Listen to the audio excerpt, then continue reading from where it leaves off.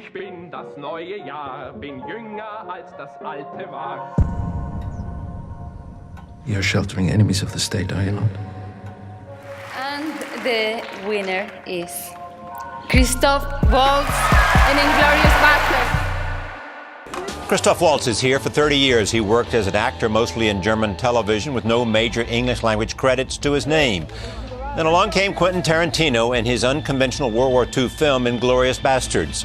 Tarantino cast Waltz as Hans Landa. Bingo! How fun! You're sheltering enemies of the state, are you not? Yes. You're sheltering them underneath your floorboards, aren't you? Yes.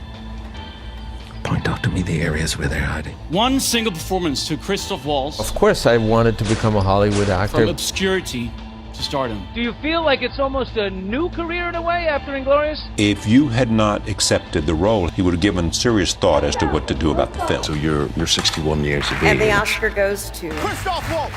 Said you had given back his career. Is he just some unknown dude? Colonel Landa was one of the greatest characters I've ever written and one of the greatest characters I will ever write. How old were you when Inglourious Basterds happened? He's also nominated for an Academy Award for Best Supporting Actor. Do you ever have that feeling like, why is Hollywood not come knocking? You're like a first-time actor. It's like a whole... Yeah, that's funny, yeah, an overnight success after 30-some years.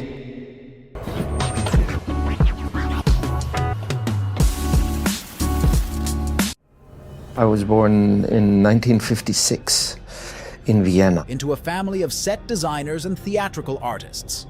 His mother, Elisabeth Urbancic, and his father, Johannes Waltz, worked in the theater. So, you're a new actor now? No. You also enjoy theater, and you thought about maybe being an opera singer? Is that true? It's true, even though it's not very pleasant. I started a training as an opera singer at the Academy in Vienna, but quickly understood that I'm barking up the wrong tree, literally barking. I was slaving in the theater for years on end, and on TV and the little movies. But I couldn't make a living, a decent living. I saw that nobody cares. They're not interested in what I have. One of the executives in German said, yeah, well, not him. Yeah, well, you can use him for quirky minor parts. And that hurt. So did you want to become a Hollywood actor? Yeah, of course I wanted to become a Hollywood actor, but I didn't know what it was. But when you were young, though, you did try to crack America. I did at one point. I was about, I don't know, 22, something like that. Mm-hmm. I was there for about 2 years and waiting on tables, and then I said, do I want to be a waiter? And since I didn't, I went back. Do you ever have that feeling like, why is Hollywood not come knocking? No. Sooner or later, you're busy with just getting by. I had an extraordinary meeting about 35 years ago. Yeah. With Jean Dalrymple. Yeah. Jean Dalrymple was a producer, and she said, so you're an actor? I was like, oh, yeah. And she said, I can see right away that you are a fabulous actor. And I was completely flattered because I was like 20, I don't know, 2. And then she said, but let me tell you this, nobody gives a shit. The only thing that matters is who do you know and who don't you know. Tell me where your acting life was when you got this script from Quentin Tarantino. So I did theater for many, many years. In terms of movies, it's somewhat limited. Christoph Waltz, a German actor? Yes, yeah. German actor who was not at the height of his career. No, he's a TV actor in Germany. Most of it is television. So not really all the time the most inspired television as such. So you know, you get reach a certain limit in terms of what you can sink your teeth in, and from then on it becomes a little tough. For the region, it was satisfyingly okay. For me as a person, it was frustratingly not okay. The most dominant feeling was towards the end of that period, frustration. For you, you were a working actor all your life, you worked away, and then this crazy thing happened where suddenly you have global fame. How did you come to the attention of one of America's most prominent directors? So how did Quentin Tarantino find you? We went to our first day of casting on Saturday. Well, he had to look hot. At the end of the day, Quentin was feeling a little kind of I could see it was off. Had Quentin Tarantino seen you in something then and thought, I want that guy? No, it was casting. Yeah. Regular casting. And about 7 or 8 o'clock in the morning on Sunday, he calls us down to his room. I wasn't finding anybody who quite had everything that I needed 100%. And what was the first contact you had? What was the first time were you put on tape the first time? No, he doesn't do that. I might have written a role that can't be cast. I called the producers and said, look, if we can't find the right Landa, I'd rather just publish this script and do something else. And if I can't find this person, I don't think we should make the movie. Because Quentin, being Quentin, said, all right, these German parts will be played by German or at least German-speaking, native-speaking actors. Bergsteigen, dabei haben sie beide verletzt, bei Bergsteigen. And the French part will be played by French, and we will not do that usual blue contact lenses, bleached hair, funny accent business. Yes. So I was one of the German actors to be invited to a casting. Sunday around, I don't know, mid-morning, in walks Christoph Waltz. In the end, he was rewarded, let's say. And then you read the script. And then, I kind of weighed the script in my hand at first. The whole thing. The whole thing, heavy. Yes. And scribbled title page, handwritten. And then the audition. And then the audition. He was speaking in French. Je suis le Colonel SS Hans Landa. Then he went to English. Any information that makes a performance of my duty easier will not be met with punishment. At a certain point he went to German. Jetzt bin ich aber neugierig, was könnte Sie zu einem dermaßen tollkühnen Unterfangen getrieben haben? And then he went into a little Italian. Un'altra volta, ma adesso vorrei proprio sentire la musica delle parole. And Quentin and I just looked at each other and our jaws were down on our knees. We just could not believe it. And Christoph was so humble when he left. He said, thank you, Mr. Tarantino. It's such a, pleasure. We looked at him and said, no, you don't understand. Thank you. And he walked out of the room and we just high-fived each other. I remember thinking, we're making a movie. I want to do the good stuff like everybody else. If it happens in Hollywood, if I get it, I assume then I'm a Hollywood actor. I don't know. And in fact, he said at Cannes, in a very emotional moment, said you had given back his career. Yeah. And you said something interesting too. You gave me my movie. If you are familiar with who I am, are you aware of my existence? Landa. Hans Landa. Le Colonel SS Landa. Hans Landa. Landa. Colonel Landa. Hans Landa de la SS. You're the Jew, huh? You're a monster. Precisely. Well, how did you create the character? What was it based on? Or was that simply out of your mind? It's, he just flowed out of me. Es la propriété de Ferdier Lapadite. One of the things about his character that's one of the most striking things is that he's obviously a linguistic genius. Well, I didn't know that when I wrote that first scene. I knew he could speak French. But I didn't know that he was such a linguistic genius until he just kept being able to speak one language after another. Then did you have to find an actor who could do that? Oh yeah, that was the thing. When I finished that script, I knew that Colonel Landa was one of the greatest characters I've ever written and one of the greatest characters I will ever write. The Jew Hunter? Yeah. He's terrific. Colonel Hans Landa of the SS. Love this guy. That guy's awesome. Most relaxed actor I've ever seen. Is it one of the best opening scenes? That's probably the most expertly crafted scene. Landa doesn't dominate with size or muscle. He dominates with space, posture, and touch. That opening handshake, not a greeting, it's a claim. He shakes his hand for a full 12 seconds, already showing who's in charge. He guides him towards the house like a handler, walking a reluctant pet. Throughout the scene, you'll notice he's the only one that moves the camera. The camera doesn't move when these characters walk around. Just to show how much control he has. Yep. He kisses the daughter's hand, but keeps hold. A quiet reminder of who's in charge. He stops the daughter with a soft wrist grab. Each action screams, nothing happens without my say. It dawned on me when I saw him drinking milk, and I was like, he is a psychopath. I researched it though, like it's a unsettling drink, and most villains, it's like a youth drink, but it's like violent in their nature. Monsieur, à votre famille et à vos vaches, je dis bravo. His scenes are basically almost all interrogation scenes. Every scene he does is some version of an interrogation, and every piece of interrogation is a piece of theater mind game with the participant. In the opening scene, when he's interrogating this French farmer, the French farmer takes out a pipe and starts smoking it. And at some point, Landa says, "Hey, can I take out my pipe?" May I smoke my pipe as well? And he pulls out this big giant calabash pipe that Sherlock Holmes smokes. What if Landa doesn't smoke a pipe? He knows the farmer smokes a pipe. And so at a certain point, he brings out the Sherlock Holmes pipe. You can say, "I know you're lying and I got you. I've got the Sherlock Holmes pipe."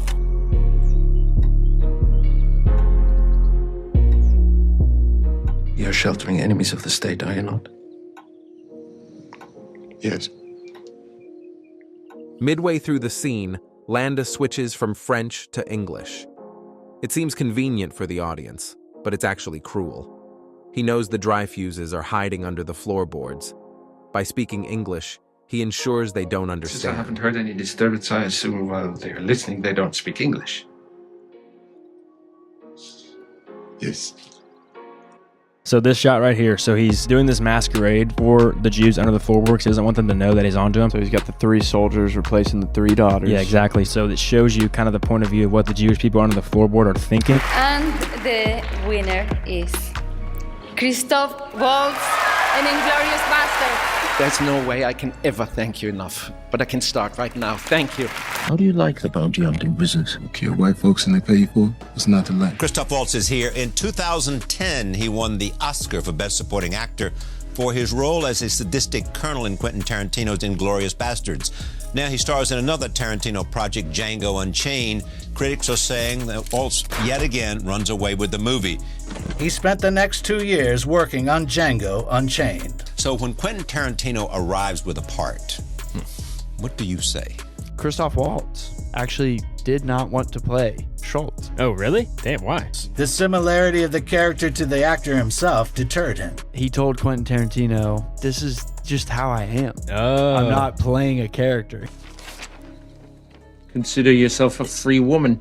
But Quentin insisted and said he just wouldn't take no for an answer. In this case with Django, he said, "Would you mind coming up to my house? I show you something." Christoph Waltz, watching him work, I learned a little more about movies. It starts with the slaves being led, or rather driven, across America, or parts of it. Christoph Waltz's process wasn't that I'm going to have all of these things memorized and do all of these things at once. Who's that stumbling around in the dark? This character appears out of the dark, literally out of the dark. He would give you these, calm yourselves, gentlemen, one more time. Calm yourselves, gentlemen, I am but a weary traveler. Calm yourselves, gentlemen. I mean you no harm. Whoa. I watched him fold a paper. Some motherfucker wrote on a thing and was just supposed to put it in his pocket. It seemed like it took him forever to do it. He was like, and we were watching it, and Leo was like, I said, "Leo, you think you got it?" He's got something, pal. Just keep watching. Some shit is going on, pal. And you see all these little bits of things, and then all of a sudden in the movie, boom, calm yourself, gentlemen. I was like, oh shit. And then I'd like to thank the Academy. When did he offer you the part? The character wouldn't have existed if I had never met Christoph. That's it. That was it. That was it. That was the offer. There would be no King Schultz, that's for sure. And so you two come together. Yeah. To do what? Do you know what a bounty hunter is? No. To first find 3 criminals that my character is hunting. I'm looking for the Brittle brothers. I know what they look like, all right. They stole my wife. As it turns out, a bounty hunter. You kill people, and they give you a reward? Better they are, bigger the reward. What's your name? Django. Then you're exactly the one I'm looking for. Is Christoph Waltz a master of range? Mannerisms? Or just stuck playing the same brilliant villain over and over? Voice? For many, he's forever Hans Landa. Is that 99% the acting skill? The role earned him an Oscar and turned him into an international star. Or is that a lot of that was the character you read from the text? But did he peak there Actually, all of it is a character You read that I from the read. text? Yeah, all of it. In Django Unchained, he flipped the script as the kind-hearted doctor. What kind of doctor? He's also played a tech recluse in The Zero Theorem, Why would you want to prove that all is for nothing? a manipulative artist in Big Eyes, Painting says king. I'm king. You're king. From now on, we're one and the same. and a compassionate cyborg doctor in Alita. So I've got a strong heart. You have a heart strong enough to power all of Iron City for years. Waltz blends charm and menace, Hello, you poor devils. humor and darkness, often in the same scene. His range isn't loud, but it's real. So does he have acting range? Absolutely. He's not a one-hit wonder. He's a master of controlled unpredictability. And the winner is... The Oscar goes to... This year's BAFTA goes to... And the Golden Globe goes to... The Golden Globe goes to... Christoph Waltz. Christoph Waltz. Christoph Waltz, Inglourious Basterds. Christoph Waltz, Django Unchained. Christoph Waltz and Inglourious Basterds. This is the second Academy Award and second nomination for Christoph Waltz. He took home his first Oscar in the same category for his role in Inglourious Basterds. Thank you. When you Thank take you so on much. roles like this, how do you learn to be that mean and nasty? Listen, I want to be a villain actor.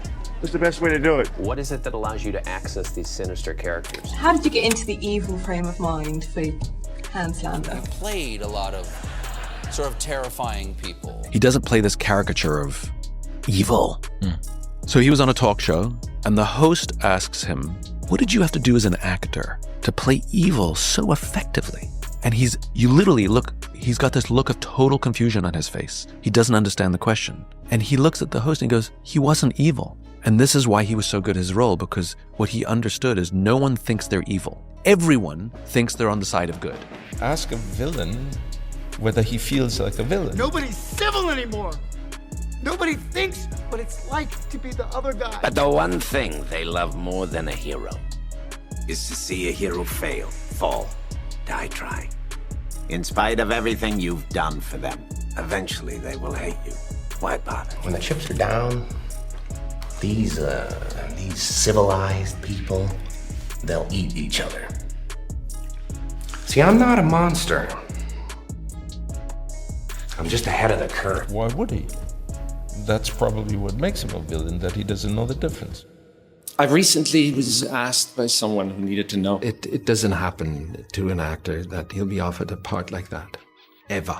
What percentage exactly? I thought my career was due to luck. This is a clip from Dam Des. Except, maybe it does. But even in this, I think you can see the glimmer of greatness that would one day lead to 2 Oscars. I know exactly, to the dot, what percentage I owe to luck. 100. I made a deal with you, General, for that man's life! I'm aware enough to know one of my best creations I've ever written, and he was one of them. So he says one of the best creations he's ever written. You never said, though. No. You gave me back my career. You'll be shot for this! No, I didn't say that at all. What did you say? I said you gave me back my vocation. A very important difference. Absolutely. You really want me to shake your hand? A young actor, full of verve and ambition? I insist. To be told, who cares whether you're talented or not? It depends on who you know and who you don't know. And she was right. She was right. If you insist. Do you feel like it's almost a new career in a way after Inglourious? Almost like it's a taking on a new life? Why almost? Almost. Completely. No, I know Quentin. Now you know Quentin. That is exactly the end line of that story, isn't it? Now I know Quentin. I couldn't resist. Quentin gave me the chance to actually, live that call. Later, Waltz became the first actor to win an Oscar for a Tarantino film. It did change your life. I mean... Totally. Completely. You're not just somebody who's like working and known. You're incredibly famous worldwide at the age of, let's say 52. You now got as many Oscars as he does. Were you prepared for that? Yes. You're a new actor now. No. You're like a first-time actor. It's like a whole... Yeah, that's funny. Yeah, an overnight success after 30-some years. It's been 30-some years, an amazing career. And now do you feel like it's a rebirth or a new... Yes, absolutely. It is. It is.